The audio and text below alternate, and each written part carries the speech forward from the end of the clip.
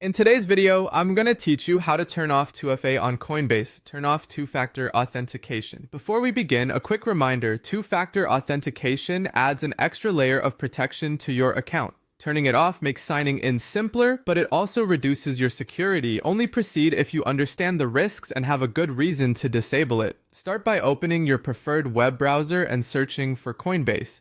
From the search results, click the official Coinbase website.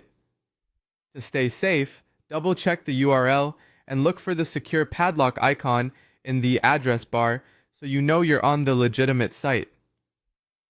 Once you're on Coinbase, log in with your account, enter your username and password, and if you're currently using two-step verification, you'll likely be prompted for your code as part of the login. That's expected and ensures only you can access the security settings. After you're signed in, look toward the top right corner of the page for your profile icon. Click it to open your account menu.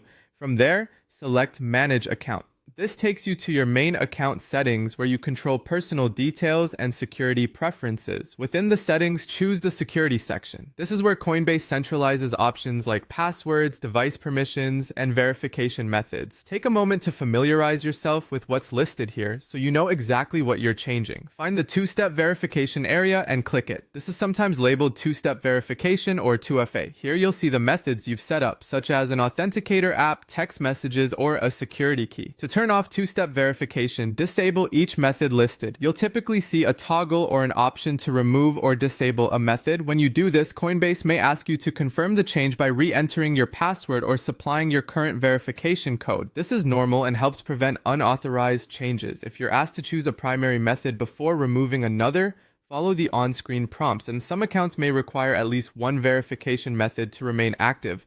So if you can't fully remove 2FA, consider switching to your preferred option instead of turning it off completely. When you finish, look for a success message on the page confirming the update.